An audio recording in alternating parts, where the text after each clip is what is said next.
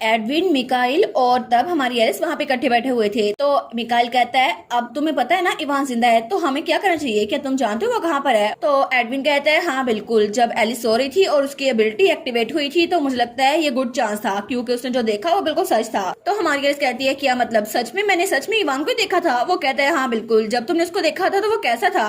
वो कहती है वो तो ऐसा लग रहा था सो रहा है, लेकिन उसके ऊपर कोई क्रिस्टल सा था जो ग्लो कर रहा था। तो मिकाइल कहता है एक ग्लोइंग क्रिस्टल? वो कहता है हाँ बिल्कुल, इवान इवान जब बार में था तो उसने एक बार मुझ पे अपनी डिवाइन पावर यूज की थी और तब वो मुझे बचाने की कोशिश कर रहा था, लेकिन उसके बाद जब मुझे होश आया तो इवान वहां से जा चुका था और वो पहले ही टेम्पल शिफ्ट हो गया था और उसके बाद दोबारा मैंने उससे कुछ नहीं सुना। लेकिन रिसेंटली मुझे पता चला है कि ग्रैंड टेम्पल में वो रह रहा है, लेकिन अब मैं पूरी यकीन हूँ कि वो ग्रैंड टेम्पल में ही है। तो तब वो मिकाइल को देखता है तो मिकाइल बिल्कुल खामोश था। तो तब मिकाइल कहता है लेकिन आखिर टेम्पल मेरे भाई के साथ करना क्या चाहता है, आखिर उन्होंने इवान को रखा क्यों है, और वो स्टोन क्या था, वो क्रिस्टल?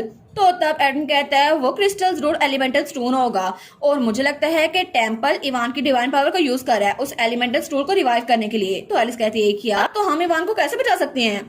और तब सीन चल होता है और हमें अगली सुबह का सीन दिखा रहता है और तब हमारी हीरोइन वो लाइब्रेरी में बैठी हुई थी और बुक्स पे देख रही थी।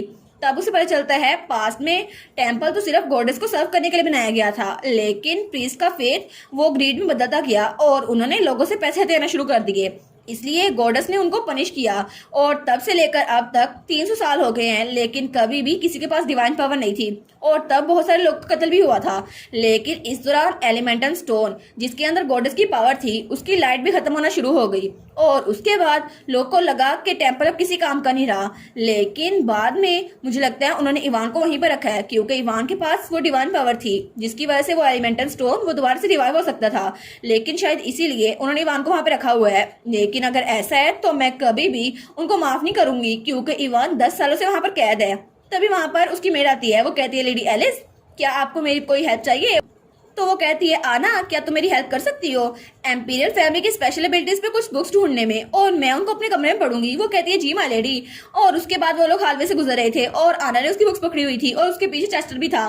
तो तब आना कहती है लेडी एलिस नहीं मेरा मतलब है योर हाइनेस। तो वो कहती है हाँ क्या हुआ? तो वो कहती है आपको पता है मैं बहुत ज्यादा खुश हूँ क्योंकि मैं आपके पास आ गई हूँ। वो कहती है हाँ मैं बहुत ज्यादा खुश हूँ। तो वो कहती है कल जब लॉर्ड एडविन मेरे पास आए थे ना तो मैं तो बहुत ज्यादा डर गई थी कि अब मुझे मारने वाले हैं, लेकिन उन्होंने कहा कि आपको मेरी जरूरत है इसलिए मैं यहाँ पर आ गई, क्योंकि शुरू में तो मैं बहुत ज्यादा डर गई थी लेकिन फिर भी मुझे आपकी फिक्र हो रही थी और मुझे बहुत ज्यादा खुशी हुई कि आपको दोबारा देख रही हूँ। वो कहती है हाँ मुझे बहुत ज्यादा खुशी हुई, लेकिन तब वो मुड़ के देखती है तो चेस्टर वहीं पर उनके साथ आ रहा था। वो सोचती है और चेस्टर इसको भी एडविन ने भेजा है ताकि ये मुझे प्रोटेक्ट कर सके, और वो तीनों वहां जा रहे थे। तो आना कहती है तो क्या अब आप मेन पैलेस में जाने वाली हैं योर हाइनेस? वो कहती है हाँ बिल्कुल मुझे अपने फादर से मिलना है। और तब सीन चल होता है और हमें उसका फादर एम्पर दिखा रहता है। वो कहता है आप तुम्हारी तबीयत कैसी है? वो कहती है मैं ठीक हूँ योर मैजेस्टी, अब तो मैं बिल्कुल रिकवर हो गई हूँ।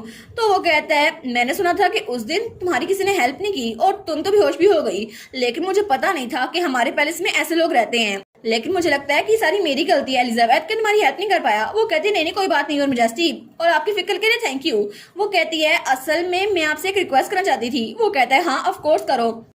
तो वो कहती है पैलेस में मुझे बहुत ज्यादा अनक्शियस फील होता है, तो क्या मैं अपने दोस्तों के साथ बाहर आउटिंग के लिए जा सकती हूँ? और वो तो बहुत ज्यादा इनोसेंट और पिटीफुल बनी हुई थी। तो एम्पर कहता है हाँ बिल्कुल एक आउटिंग तुम जा सकती हो। तो वो कहती है यस मेरी बात मान गए एम्पर। तो उसके सामने कहती है थैंक यू, लेकिन वो दिल में सोचती है ठीक है हमारा यही तरीका है, हम लोग अब बाहर निकलेंगे और तब मैं मिकाइल और एडविन हम तीनों मिलकर इवान को रेस्क्यू करेंगे और हमारा मिशन शुरू हो जाएगा। और वो सोचती है प्लान तो बड़ा सिंपल है, सबसे पहले हमें कैजुअली पैलेस से निकलना है और तब जब हमें सब लोग देख ना रहे होंगे तो हम बग्गी में जाके बैठ जाएंगे और उसके बाद वो टेम्पल में जाएगी। लेकिन तभी रास्ते में उनकी बग्गी खराब हो जाती है। वो कहती है आखिर हो क्या रहा है, और तब उनकी बग्गी रुक चुकी थी। तो तब कोचवान कहता है असल में एक व्हील खराब हो गया है और मुझे डर है कि इसके लिए आपको 2 दिन लग जाएंगे। तो वो कहती है क्या? तो मिकाइल को तो बड़ा गुस्सा आ रहा था। तो मिकाइल कहता है आखिर ये बग्गी अभी खराब क्यों होनी थी? तो तब एडम कहता है ठीक है तुम अभी वापस जा सकते हो, मैं योर हाइनेस को ले आऊंगा। तो वो कहता है क्या माय लॉर्ड? लेकिन उसके बाद कोचवान वहां चला गया था। तो मिकाइल और एलिस कहते हैं क्या हम लोग वापस जा रहे हैं? लेकिन आखिर तुम कर क्या रहे हो? तो हमारी एलिस कहती है हाँ बिल्कुल, एल ठीक कह रहा है, क्या तुम्हारे पास कोई बैकअप प्लान है? तो एडविन कहता है हाँ मेरे पास प्लान है, और तब वो एक रोप निकालता है। तो वो कहती है क्या, एक रस्सी? तो तब एडविन कहता है इसके अलावा कोई तरीका नहीं है कि हम टेम्पल जा सके, इसलिए हम लोग कैरी से भी ज्यादा जल्दी पहुंच जाएंगे। तो मिकाइल कहता है मुझे कुछ ठीक नहीं लग रहा। तो तभी उसके कंधे पे हाथ रखता है और तब रस्सी से मिकाइल को बांध देता है। तो मिकाइल कहता है क्या कर रहे हो तुम? तो तब हमारी एलिस वो कहती है वाह इनका तो रोमांस पीक पे है। तो तभी मिकाइल कहता है क्या हुआ, तुमने मुझे बांधा क्यों हुआ है? तो तब उसने तो बिल्कुल उसे एक कैटरपिलर की तरह बांध दिया था। और तब एलिस के पास आता है और अपना कोट उतार के एलिस को देता है। तो एलिस कहती है क्या एडविन? तो तब उसने उसको उसके कोट में लपेट लिया था और उसने अपने आप से वो रस्सी भी बांध ली थी। तो एलिस कहती है क्या इस बार तो मैं पक्का बेहोश हो जाऊंगी? तो वो कहता है प्लीज एलिस इस बार बेहोश ना होना। वो कहती है दोबारा से डेजा वू हो रहा है, और तभी उसने वहां से छलांग लगा दी थी।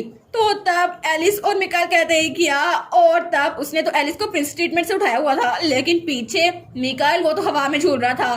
तो पीछे से वो कहता है तुम क्रेजी बास्टर्ड। लेकिन हमारा एडविन तो बड़ा खुश था कि कम से कम वो एलिस को सेफली लेके जा रहा है। और तब थोड़ी देर बाद वो टेम्पल पहुंच भी आए थे और हमारी एलिस वो तो आराम सो रही थी, लेकिन मिकाइल की तो हालत खराब हो गई थी। वो कहता है एडविन इस जबान एक दिन में तुम्हें पक्का मार दूंगा। तो हमारी एलिस की आंख खुलती है। वो कहती है क्या हम लोग पहुंच भी गए?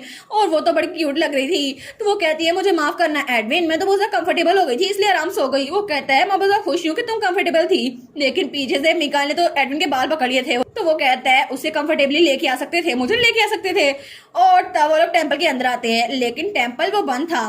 तो तब एडविन कहता है मुझे पता नहीं है कि उन्होंने टेम्पल को लॉक करके क्यों रखा हुआ है। और तब अपनी पावर यूज करने लगता है और वहां पे मैजिक सर्कल बनाता है। लेकिन तब एडविन के मुंह से खून निकल रहा था। तो वो कहता है ऐसा लगता है ये एक ट्रैप है, ये खुल नहीं रहा। तो हमारी एलिस कहती है तुम ठीक तो हो ना, तुम्हारे मुंह के अंदर से खून निकल रहा है। तो एडविन कहता है नहीं नहीं गलती से मैंने अपनी जुबान काट ली थी, मुझे माफ करना, मैं तुम्हें स्केयर कर दिया। वो कहती नहीं नहीं कोई बात नहीं। तो पीछे से मिकाइल कहता है क्या इसमें कोई शर्म नहीं है कि इसके सामने झूठ बोल रहा है? तो तब एलिस वहां पर आती है। वो कहती है आखिर हम इसको ओपन कैसे करें? लेकिन तभी एलिस को किसी की आवाज आती है, इसको डिवाइन पावर से ओपन किया जा सकता है। तो वो कहती है क्या? तो मिकाइल कहता है क्या हुआ एलिस? तो हमारी एलिस दोबारा सुनती है। तो वो कहती है मिकाइल क्या तुम अपनी डिवाइन पावर इस पर यूज कर सकते हो? वो कहता है हाँ मैं कर सकता हूँ। और तब अपनी डिवाइन पावर यूज करता है और वहां पे रोशनी होती है। तो तभी वो दरवाजा थोड़ा सा टूट गया था। तो वो कहती है सच में ये तरीका काम कर गया। तो मिकाइल कहता है तुम्हें कैसे पता था? वो कहती है मुझे अभी किसी ने बताया। तो तभी वहां से किसी की आवाज आती है। तो एलिस सोचती है क्या वहां से कोई आ रहा है? तो तब वो लोग छुप गए थे। तो एलिस कहती है एडविन जल्दी करो ना, हम भी छुपते हैं। लेकिन तभी उसको दोबारा से वही आवाज आती है राइट पे जाना। तो तब वो राइट पे छुप गए थे, लेकिन फिर से आवाज आती है यहीं पे रुक जाओ। तो वहीं पे रुक गए थे और तब उनको कोई पकड़ नहीं पाया था। तो वो सोचती है क्या ये मुझे कौन बता रहा है? लेकिन फिर से उसको आवाज आती है अब सीधे जाना और उसके बाद तुम्हें एक दरवाजा मिलेगा, वहीं पे रुकना है। तो तब वो लोग उस दरवाजे के सामने पहुंच गए थे। तो तब मिकाइल कहता है इवान दरवाजे के पीछे है ना? तो एलिस कहती है हाँ बिल्कुल, मुझे उसने यही बताया था। तो वो कहता है क्या तुम्हें किसने बताया था? तो हमारी उससे पूछती है तुम हो कौन? लेकिन कोई आवाज नहीं आती। तो हमारी सोचती है क्या अब उसने मेरी हेल्प कर दी है तो वो बोल नहीं रहा। लेकिन तब मिकाइल अपनी डिवाइन पावर यूज करता है और वो दरवाजा वो भी खुल गया था। लेकिन जब वहां पर देखते हैं तो वो सच में बहुत ज्यादा शौक हो गया था, क्योंकि इवान वो वहीं पर लेटा हुआ था। तो वो कहता है इवान जल्दी करो उठ जाओ, तुम ठीक तो हो ना? लेकिन तब उसकी नफ्स चेक करता है। तो एलिस कहती है वो कैसा है? तो तब मिकाइल कहता है वो सो रहा है, उसकी हेल्थ बिल्कुल ठीक है, लेकिन ये क्रिस्टल।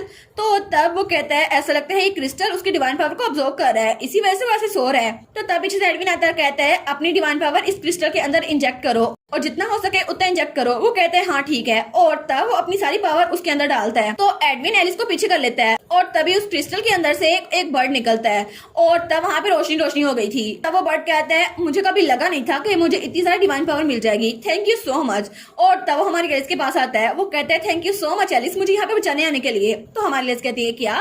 और तब वो बर्ड उसके हाथ के ऊपर बैठने लगता है। तो हमारी एलिस कहती है ये बर्ड मेरे पास क्यों आ रहा है? तो तब उसके हाथ के अंदर चला गया था। तो तब एडविन कहता है एलिस तुम ठीक तो हो ना? वो कहती है हाँ मुझे कुछ फील नहीं हो रहा। तो तभी उन्हें पीछे से आवाज आती है और इवान वो उठ रहा था। तो वो कहते हैं क्या? तो इवान कहता है आखिर मैं हूँ कहाँ पर? और तभी जल्दी से भाग के एलिस और मिकाइल उसके गले लग जाते हैं। वो कहते हैं इवान। तो वो कहता है एल लेडी एलिस तुम दोनों यहाँ पे क्या कर रहे हो? तो तभी वहां पे एडविन कहता है 10 साल हो चुके हैं और तुम यहाँ पे सोते रह गए। वो कहते हैं 10 साल? लेकिन तब वो मिकाइल के सर पे हाथ रखता है और कहता है मुझे माफ करना एल, तुम बहुत ज्यादा फिक्रमंद हो गए होगे ना, और मुझे माफ कर देना। तो वो कहता है नहीं नहीं मैं तो ठीक रह रहा था। तो एलिस कहती है ओ प्लीज और तब एलिस भी रो रही थी तो इवान उसकी आंख साफ करता है। वो कहता है thank you so much L की साइड पे रहने के लिए, जब मैं नहीं था लेडी एलिस। तो वो कहती है हाँ बिल्कुल, और वो भी बड़ी रो रही थी और दोनों ने दोबारा से इवान को गले लगा लिया था। और उसके बाद इवान कहता है लॉर्ड एडविन आपका भी थैंक यू, आपने उस बार मेरी जान बचाई थी। तो एडविन कहता है नहीं, ये सबको जिक्र करने की जरूरत नहीं है। तो मिकाइल कहता है क्या आप किस बारे में बात कर रहे हैं। तो इवान कहता है वार के दौरान मैं ऑलमोस्ट मरने वाला था, लेकिन लॉर्ड एडविन उन्होंने मेरी जान बचाई। हालांकि उस वक्त वो भी खुद बहुत ज्यादा जख्मी थे, लेकिन वो मुझे वहां कैंप में ले आए और तब मैंने उन पे अपनी डिवाइन पावर यूज की उनको हील करने के लिए, और उसके बाद मुझे टेंपल में शिफ्ट कर दिया गया। तो एडविन कहता है ऑल राइट, इन सबको ये बताने की जरूरत नहीं है, हमें यहाँ से निकलना होगा। तो हमारी रिसर्च दी है क्या एडविन ने एक इंसान की जान बचाई थी, उसने अपनी जान को खतरे में डाला किसी और की जान बचाने के लिए। लेकिन तभी वहां पर कोई आता है, वो कहता है तुम लोग यहाँ पर क्या कर रहे हो, तुम लोग हो कौन, बाहर वाले लोगों को यहाँ पे आना मना है। तो तब मिकाइल सोचता है अब हमें क्या करना चाहिए, लेकिन तभी वो आदमी कहता है क्या, क्योंकि इवान वो खड़ा होता है। तो तब मिकाइल और एलिस दोनों की तरफ देखते हैं तो इवान वो अपनी आंखें खोलता है और तभी वहां पर रोशनी होती है और पूरे टेंपल में रोशनी फैल गई थी। तो मिकाइल कहता है क्या इवान, और इवान के पीछे एक मैजिक सर्कल बन गया था। और तब इवान कहता है मेरे वंडरफुल सर्वेंट मेरी बात सुनो, और मैं ये सारी की सारी चीजें तुम पे इंटरेस्ट करता हूँ, अभी जाओ और सब लोगों को बताओ कि मैं होश में आ चुका हूँ। तो तब हमारे लिए सोचती है क्या ये आवाज, ये तो उसी पंछी की आवाज है ना जो मेरे हाथ में चला गया था, लेकिन ये आवाज आखिर इवान इस आवाज को कैसे इस्तेमाल कर पा रहा है, और वो पंछी तो मेरे हाथ के अंदर चला गया था ना, तो क्या ये मैजिक सर्कल ये भी उसने बनाया है। और इसी के साथ ये वाला पार्ट यहीं पर ख़त्म। तो आप लोग बताइएगा आप लोग को ये पार्ट कैसा लगा, और वीडियो को लाइक और चैनल को सब्सक्राइब लाजमी कीजिएगा।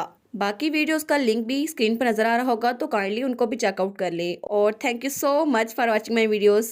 Stay safe, bye bye.